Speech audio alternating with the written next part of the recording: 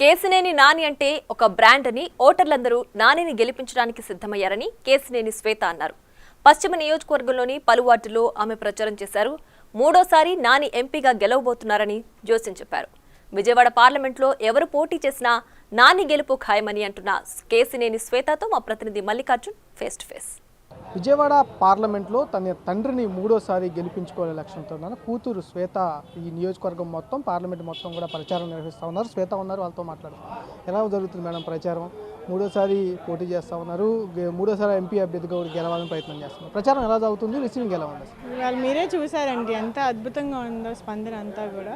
అంటే మీరు ఈరోజు చూసుకుంటే కేసినేని నాని గారు చేసిన మంచి పనులే ఆయన్ని గెలిపిస్తాయి. ప్రతి ఒక్కళ్ళు కూడా అదే చెప్తున్నారు. ఆయన మాకు విజయవాడకి చేసిన కార్యక్రమాలు, డెవలప్మెంట్ యాక్టివిటీస్ అనేది ముందు ఎప్పుడు కూడా ఏ ఎంపీ కూడా చేయనివి. సో అందుకనే ఆయన్ని ప్రజలే ఓన్ చేసుకున్నారు, ప్రజలే గెలిపించుకుంటారని ప్రతి ఒక్కళ్ళు కూడా చెప్తుంది.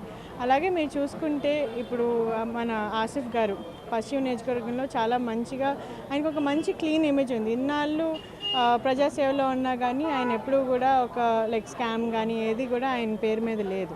అలాగే ప్రత్యర్థులను చూసుకుంటే మీరు ఈరోజు కూటమి తరపు నుంచి చాలామంది వస్తున్నారు. హైదరాబాద్ నుంచి, ఢిల్లీ నుంచి వచ్చి ఏదో చాలా పెద్ద పెద్ద వాగ్దానాలు చేస్తున్నారు. కానీ వాళ్ళు హిస్టరీ చూసుకుంటే మాత్రం వాళ్ళు చేసిన తప్పులనేవి ప్రజలకి చాలా ఎవిడెంట్గా కనపడుతున్నాయి. కానీ ఈరోజు కన్సల్టెన్స్ని పెట్టుకుని ఇది చేస్తాం అది చేస్తాం అని చెప్పి వచ్చి ప్రామిసెస్ చేస్తున్నారు. కానీ ఎవరు కూడా అది యాక్సెప్ట్ చేయట్లేదు. ఎందుకంటే ప్రత్యేకంగా ఈరోజు పశ్చిమ నియోజకవర్గంలో అవేర్నెస్, చైతన్యం అనేది చాలా ఎక్కువగా ఉంటుంది. ప్రజలు కూడా చాలా ఆలోచించి ఓటేస్తారు.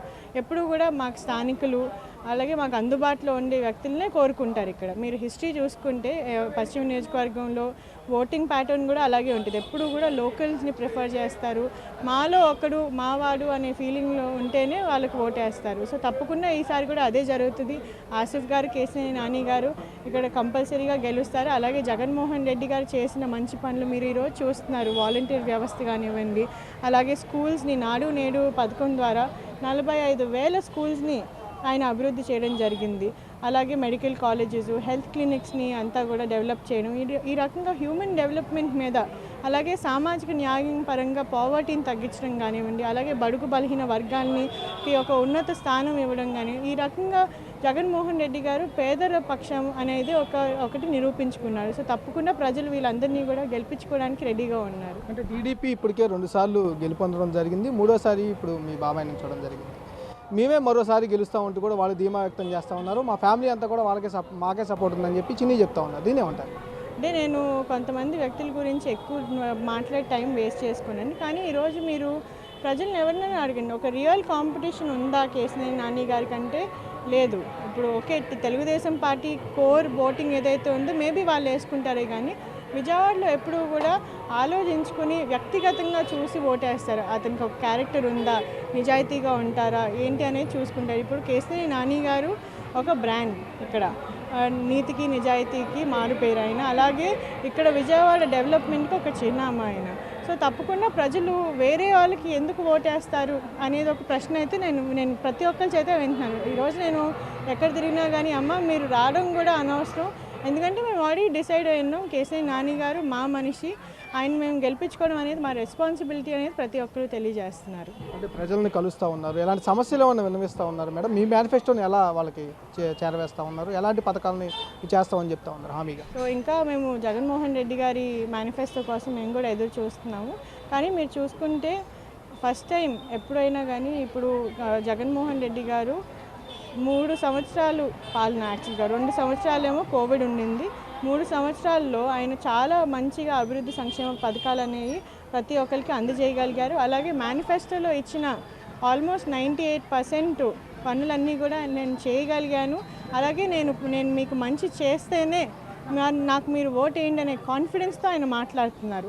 ప్రజల గుండెల్లో ఈరోజు జగన్మోహన్ రెడ్డి గారు ఉన్నదని దానికి అదే ఒక నిదర్శనం. ఎందుకంటే ఈరోజు కూటమి పార్టీలన్నీ కూడా వాళ్ళ స్వార్థం కోసం వాళ్ళు జాయిన్ అయినాయి. మొన్న పవన్ కళ్యాణ్ గారు కూడా చెప్పడం జరిగింది, ఆయన జగన్మోహన్ రెడ్డి గారిని ఎదుర్కోవడానికి మేమందరం కలవాల్సిన అవసరం ఉంది అని మాట్లాడారు. కానీ ప్రజల కోసం మేము కలుస్తున్నాము, ప్రజా సంక్షేమం కోసం మేము కలుస్తున్నాం అని మాత్రం నేను ఇంకా వినలేదు. అసలు ఈ కూటమి ఐడియాలజీ ఏంటి? మూడు పార్టీలు కలిసి దేనికోసం పనిచేస్తాయి? వాట్ ఈస్ ద ఇప్పుడు బీజేపీకి ఒక ఐడియాలజీ ఉంది, టీడీపీకి ఒక ఐడియాలజీ ఉంది, జనసేన పార్టీకి వేరే ఐడియాలజీ ఉంది. ఇవన్నీ ఎలా కలవబోతున్నాయి? ప్రజలకి ఏం మంచి జరగబోతుంది? ఇంకా క్లారిటీ లేదు. ఎంతసేపు కూడా మీరు చూసుకుంటే తెలుగుదేశం పార్టీ ప్లస్ కూటమి క్యాండిడేట్స్ అయినా కానీ, మెయిన్ పార్టీ లీడర్షిప్ అయినా కానీ ఎంతసేపు జగన్మోహన్ రెడ్డి గారి మీద మాట్లాడడం, లేకపోతే మా పార్టీ క్యాండిడేట్స్ మీద మాట్లాడడమే కానీ వాళ్ళు ఏం చేయబోతున్నారు ప్రజలకి అనేది ఇంకా స్పష్టం చేయలేదు. అలాగే జగన్మోహన్ రెడ్డి గారు మాకు ఒక హామీ ఇచ్చారు, విజయవాడని ఒక ట్రేడ్ అండ్ బిజినెస్ సెంటర్గా మొత్తం ఆంధ్ర రాష్ట్రంలోనే టాప్ టియర్ సిటీగా నేను మార్చబోతాను. అలాగే కేసినేని నాని గారు జగన్ గారు కలియుక అనేది నిజంగా విజయవాడకి ఒక మంచి పెద్ద పండగలాగా, ఒక పక్కన సంక్షేమం, ఒక పక్కన అభివృద్ధి, రెండు చేయి కలిసి ఈ ప్రాంతం అనేది తప్పకుండా ముందుకు వెళ్తుంది. మరింత వేగంగా అభివృద్ధి కార్యక్రమాలని ముందు సాగుతాయని తెలియజేస్తున్నాను. Thank you. ఖచ్చితంగా ఎంపీకి సంబంధించి మూడోసారి మేమే గెలుస్తామంటూ కూడా ధీమా వ్యక్తం చేస్తూ ఉన్నారు. ఇటు టీడీపీ తరపు నుంచి చిన్ని పోటీ చేసినప్పటికీ కూడా ఈసారి మేమే కంపల్సరీగా గెలుస్తాము, ప్రజలందరూ డిసైడ్ అయి ఉన్నారు, ప్రచారం చేయకపోయినా కూడా కంపల్సరీగా నానికే ఓటు వేసేందుకు ప్రజలంతా స్పందిస్తున్నారంటూ కూడా శ్వేత చెప్తున్న పరిస్థితి కనిపిస్తూ ఉంది. కెమెరామెన్ సురేష్తో మల్లికార్జున, బిగ్ టీవీ, విజయవాడ.